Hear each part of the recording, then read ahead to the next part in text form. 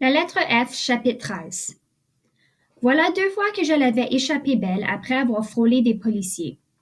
Dans l'hôtel, je m'étais méfiée à temps. Je les avais vus dans ma chambre, je m'étais enfuie de justesse.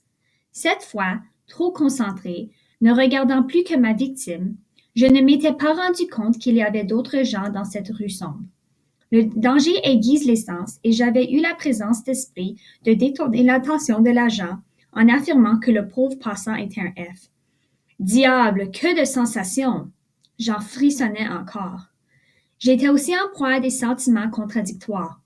J'avais juste voulu assommer ce soi-disant Felto, poussé par l'instinct de survie que je l'avais peut-être tué. Et, avec une telle contusion, abandonné sur le trottoir, il avait peu de chance à s'en tirer.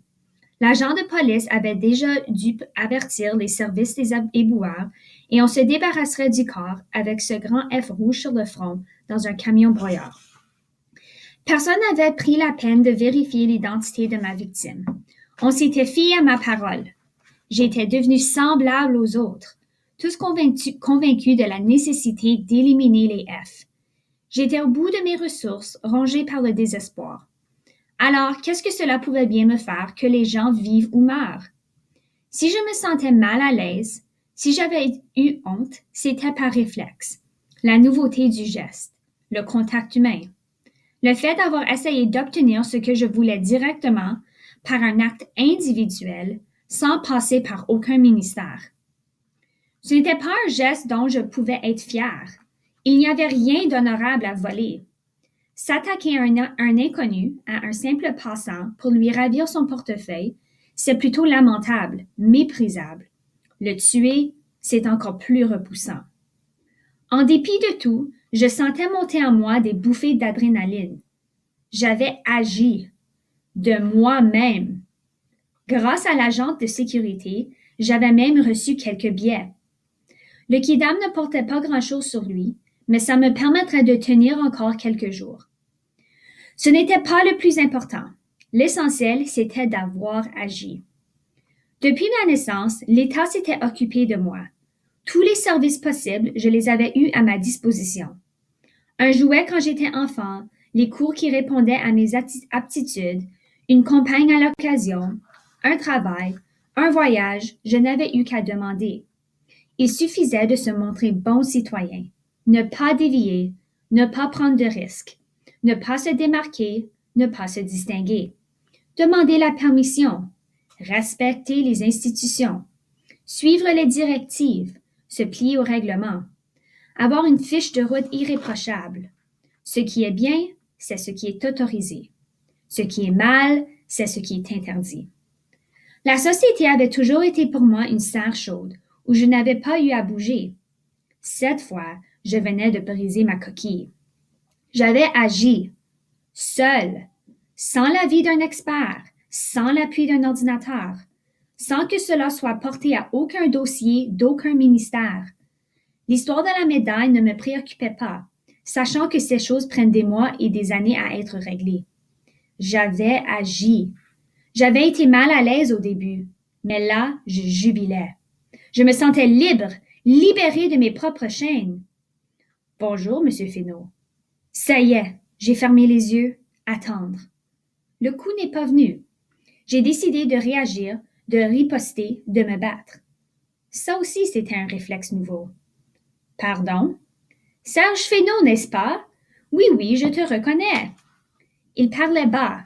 De toute évidence, il ne voulait pas me trahir. Il était jeune, plutôt mince, le regard soucieux. Moi aussi, je le reconnaissais. Son nom me revint en mémoire. Gilles Blackburn. Il avait fait son service civique dans ma rue, en nettoyant les façades des maisons. On avait même fumé ensemble à l'occasion, quand c'était encore permis. J'ai jeté un coup d'œil autour de nous. Sans trop m'en rendre compte, j'avais abouti dans le quartier universitaire, le coin de la ville où se trouvaient les bâtiments des instituts supérieurs du ministère de la politique humaine. Je te voyais rôder depuis 5 minutes. Écoute, même ici, tu es en danger. Mais non, m'écriai-je. Tu fais une erreur. Je m'appelle Pénaud et non Reynaud. Il sourit. Personne ne s'appelle Pénaud ni Reynaud. Viens, je connais un endroit sûr. Que faire? Je l'ai suivi. Il m'a amené dans un café étudiant où on ne servait que des tisanes, de l'eau gazeuse et des boissons vitaminées. Il y a eu la prévoyance de m'installer à l'ombre d'une colonne où je risquais le moins d'attirer d'attention. Ensuite, il est allé lui-même nous chercher de quoi boire. Nous sommes sûrs que l'ordinateur a commis une erreur, affirma-t-il. C'est douteux. Les programmes sont bien vérifiés. Par qui? Par des gens qui ont tout intérêt à continuer d'exercer le contrôle des programmes. Non, non, protestai-je, pardon. La vitalité des programmes est établie par ses résultats d'ensemble. Si la société fonctionne, cela veut dire que chaque décision s'avérait nécessaire. Malgré moi, je répétais les leçons apprises. Il insista. Sauf dans ce cas, ils ont commis une bévue. Et sait-on ce qui arrivera à la société s'ils conservent le contrôle des ordinateurs? Je m'en fous, moi. Ce que je veux, c'est rester en vie. Cela ne suffit pas. Cela me suffit. Je vois que tu es affecté par ton expérience. Réfléchis un peu. Si d'autres personnes étaient au pouvoir, si d'autres personnes programmaient les ordinateurs, les F n'auraient pas été condamnés. Sait-on jamais? On se serait attaqué au N ou au A. Il me regarda froidement. Peut-être, mais ça aurait été plus juste. Pas pour les N, ni pour les A. Je me souvenais encore de nos courtes discussions quelques années plus tôt. J'aimais réfléchir, analyser, étudier les tenants et aboutissants de chaque décision. Il aimait le monde des idées. Alors que j'avais commencé à travailler à la fin de mes études, il s'était inscrit dans un institut supérieur d'administration publique. L'essentiel, déclara-t-il, c'est que nous remplacions ceux qui dirigent la société. Nous serons alors sûrs que les décisions sont les bonnes. Qui dira que ce sont les bonnes? Il n'hésitait pas une seconde. Nous, parce que nous prendrons toutes les décisions. C'est la logique même, mon vieux. C'est nous qui avons raison. Nous pourrons donc dire aux autres ce qu'ils doivent faire et ce qu'ils doivent penser. Nous avons continué à discuter. Gilles était du genre intellectuel.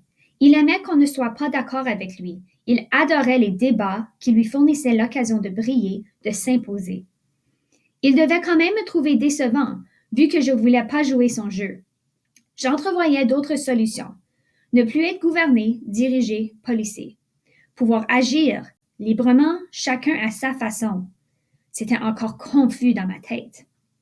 Au bout d'une demi-heure, il leva le doigt. Écoute, Serge, maintenant tu es dans de sales draps avec ce décret. Ce doit être une expérience terrible dans ton cas. Tu es encore trop affecté par ta situation et elle t'empêche d'y voir clair.